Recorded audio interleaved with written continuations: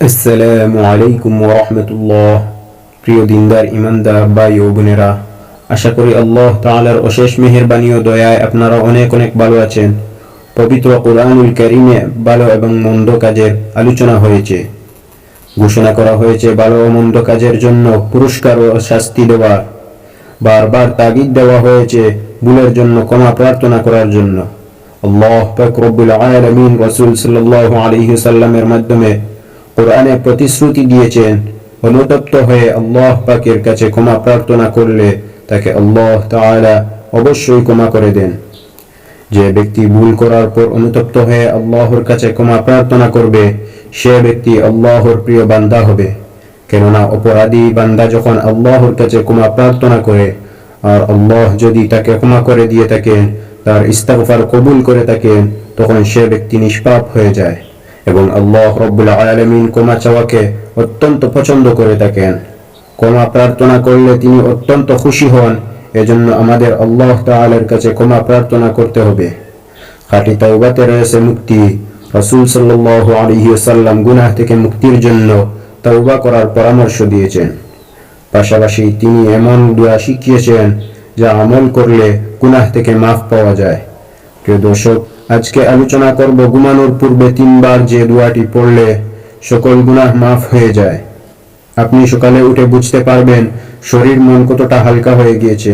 আপনি আপনার গুনাহের বোঝা ঝেড়ে ফেলে দিয়েছেন, সেই অনুভূতি আপনার কলবে হবে।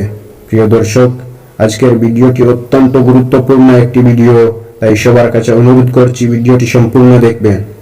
বিশিষ্ট সাহাবী হযরত যায়েদ রাদিয়াল্লাহু তাআলা আনহু থেকে বর্ণনা করেন, রাসূলুল্লাহ সাল্লাল্লাহু আলাইহি ওয়াসাল্লাম ইরশাদ করেন, যে ব্যক্তি এই দোয়াটি পাঠ করবে তার জীবনের সকল গুনাহ মাফ হয়ে যাবে। আসুন সেই দোয়াটি আমরা শিখে নেই। দোয়াটি হলো আস্তাগফিরুল্লাহাল্লাযী লা ইলাহা ইল্লা হুয়াল হাইয়ুল কাইয়্যুম ওয়া আতুবু ইলাইহি। অর্থাৎ, হে আল্লাহ, আমি আপনার কাছে ক্ষমা চাই, আল্লাহ ব্যতীত কোনো মাবুদ নাই, তিনি চিরজীব ও চিরন্তর এবং আমি তার কাছেই ফিরে যাব। সুবহানাল্লাহ। এই দোয়ার মধ্যে আপনি তওবা করলে আল্লাহ অবশ্যই আপনাকে খালি হাতে ফিরিয়ে দিবেন না। বন্ধুরা, এই দোয়াটি আমাদের বেশি বেশি করে পাঠ করা দরকার। অন্তত ঘুমানোর আগে এই দোয়াটি 3 বার পাঠ করুন। আল্লাহ তাআলা আপনার জীবনের গুনাহগুলো মাফ করে দিবেন ইনশাআল্লাহ। মনে রাখবেন, হাদিস শরীফে আস্তাগফিরুল্লাহাল্লাযী লা ইলাহা ইল্লা হুয়াল হাইয়ুল কাইয়্যুম ওয়া আতুবু ইলাইহি, এই দোয়াটির ব্যাপারে সুস্পষ্ট হাদিস রয়েছে। কিন্তু আমরা ইস্তিগফারের জন্য যেই দোয়াটি পড়ি, আস্তাগফিরুল্লাহ রাব্বি মিন কুল্লি যামবিন ওয়া আতুবু ইলাইহি লা হাওলা ওয়ালা কুওয়াতা ইল্লা বিল্লাহ, এই দোয়াটির ব্যাপারে হাদিসে কোনো সুস্পষ্ট রেফারেন্স নাই। কিন্তু এই ইস্তিগফার পড়লেও আল্লাহ আপনাকে ক্ষমা করবেন। কিন্তু আমাদের উচিত হবে রাসূল সাল্লাল্লাহু আলাইহি ওয়াসাল্লাম যে ইস্তিগফার শিখিয়েছেন সেটি মুখস্থ করা। উচিত হবে হাদিসে যেই আমলগুলোর কথা বলা হয়েছে সেগুলো একটি বেশি গুরুত্ব দেওয়া।